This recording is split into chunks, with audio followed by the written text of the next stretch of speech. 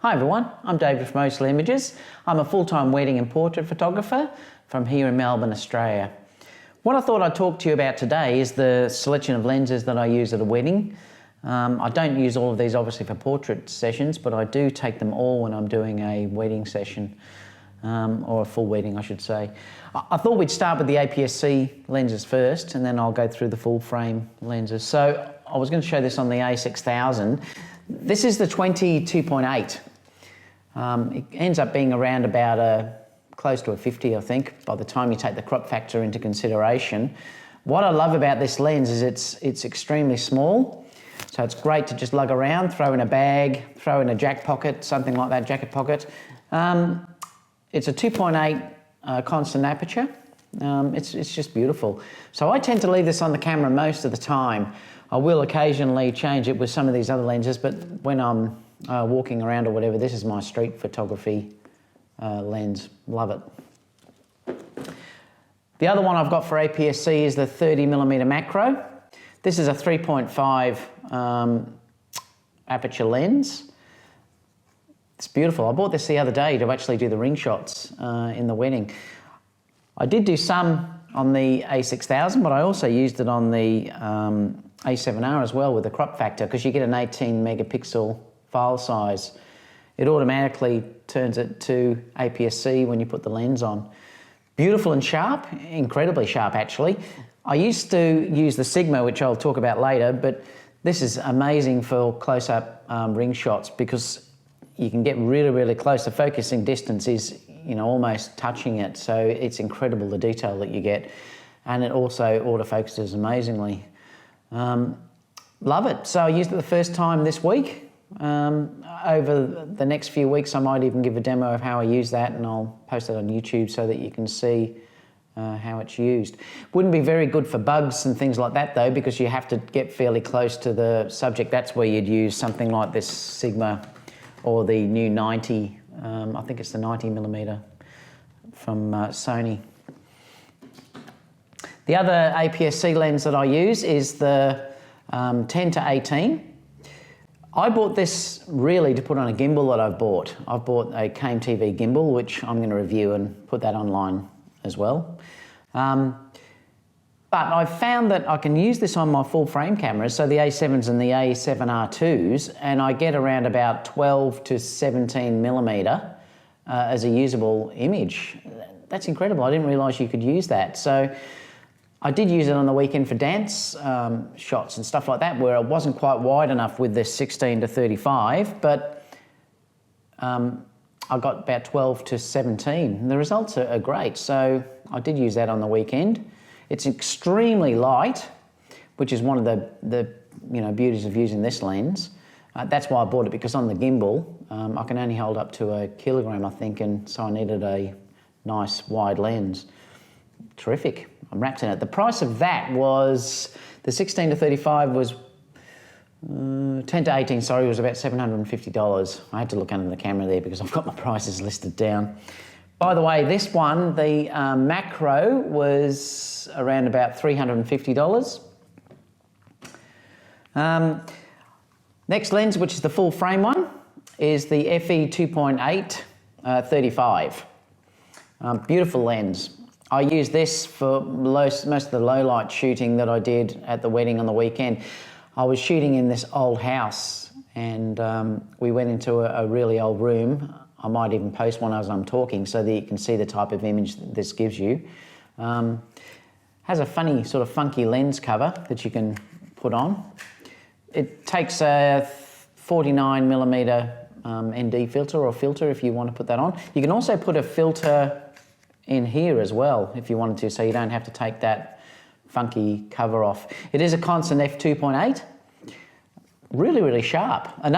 Also another great walking around lens. So if I'm taking these cameras out just to walk around, do some street photography, this is the lens that I'll leave on. On the weekend though, I was only pulling this one out and the other lens I'll talk about when it got to really low light. But yeah, so that 2.8 lens, the 35 was $700. This is Australian prices, so if you're looking at this from the US, it'd be cheaper. The next full frame lens that I've got is the 16 to 35 f4. So this is the full frame wide angle lens that I use. It's beautiful. This is so stunningly sharp. It gives a beautiful wide type of shot. I suppose the only thing holding it back is the f4 aperture, but being such a wide angle lens, I've never really had it being a problem. The filter size on this one is a 72mm filter. It does have a bit of a bulb, but at least you can put a filter on it. The Nikon lens that I had, the 14 to 24, you couldn't put a filter on easily because of the bulb actually came out the front of the lens. So this is great. It's beautiful. Feels really, really well made, really, really solid. I bought that other wide angle, the 10 to 18, because this one's so much lighter than this. This is, I think, a bit more plastic. This feels metal. It's solid. Beautiful lens. I have taken quite a number of shots with these, and it's gorgeous. I'll post one of those as well so you can see that online. The next full frame lens that I've got is the 55 1.8. And again, this is another Sony Zeiss lens. This is unbelievably sharp, this lens. Again, I use this when I need low light. Also, if I want to throw the background out, bokeh. It's beautiful. Again, it feels very, very solidly made. It's reasonably small too, because if you take the lens hood off, it's not actually that big a lens. So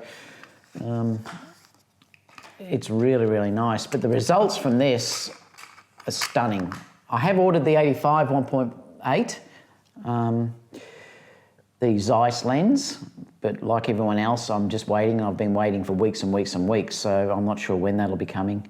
Until that point, I use this. I use this all the time for my studio portraits. If I'm shooting inside, doing studio type portraits, I'm using this lens. I did use it for shooting the cake, all the interior of the reception on the weekend, because I like to throw the background out of focus, and also I needed fairly low light. So that's where I use that one. 2470. Oh, by the way, the 55 1.8, I'm just looking at that list, was $900 Australian. Not cheap, but it's beautiful.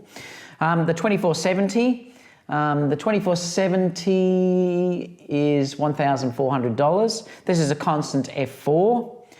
A lot of people are saying they'd like a 2.8, but to be honest, I'm not interested in that anymore. I like the size of this lens. I think this lens matches the camera beautifully. There was some people on the net talking about front focus and issues, but there was a new firmware updated today for the A7R Mark II that has apparently fixed that. If low light is an issue, that's where I'll tend to go for the 55 or the 35 lens. So I'll just replace them with, take this off and put them on if it's a low light situation. Now, this is a real workhorse for me, the 2470. I'll carry this around nearly all day, as well as the 7200. The filter size on this one is a 67. It's crazy, they're nearly all different sizes, so you have to get step-up rings or buy all different ND filters if you're using them. These all have optical steady shot in them, that does. The 55, I think it does. Not sure. The 7200, 16 to 35 has optical steady shot. I don't think the 35 does it? Yeah, I'm not sure about that. You can put it in the comments down below if you know. It doesn't actually say. The 10 to 18 does have optical steady shot. Not sure if the macro, 30mm macro does. Yeah, I'm not sure. But the 2470 does. Because it's got that optical steady shot, and the new A7R and the A7 IIs have sensor steady shot built in, I can go down to such low shutter speed with these lenses. That's where it tends to be not really an issue about f2.8 anymore. I can be shooting down at 1/8 of a second sometimes, and I'm getting really good results. I've been so pleased with how it works. And like I said, if it did become an issue with light, well then I'd start to use these other 55 or the 35. 7200 is, this is the lens I use the most when I'm doing weddings. I love the separation it adds between the foreground and the background and the compression that it adds. It really brings that background in. This again is only an f4, so it's not a 2.8. They may release a 2.8, but again, I wouldn't buy it because I just don't want that massive lens anymore. Even this with the lens cap on, you know, is quite a large lens. You've got a autofocus, manual focus. You can go from full focusing to changing it so that it doesn't have to go so far. I usually leave it on full, to be honest. You've got steady shot, off and on. You've also got two modes, one with if you had it as normal mode, the other one is if you're following movement or panning.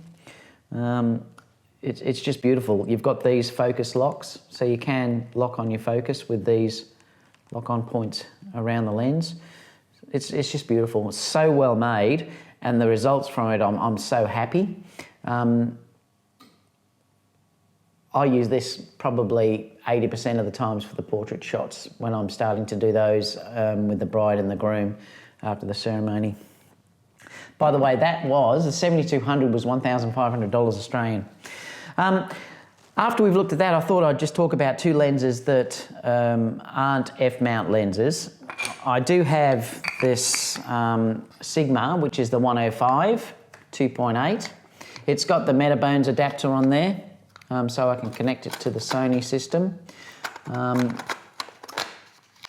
It's really good. I tend to not use this anymore now that I've got the 30mm though. But if you were shooting bugs, butterflies, things like that, you'd probably want to be using this.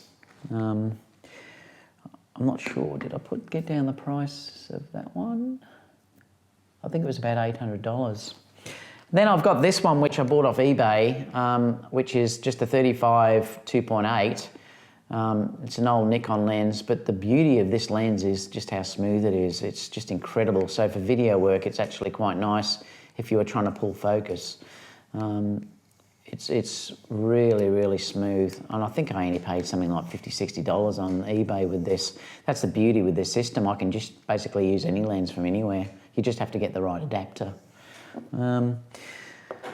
So overall, I know it seems like a lot of lenses, but I do use them. I have multiple cameras, so I might have one camera with the 7200, one camera with the 2470, and another camera with, say, the 18-10 or the wide angle.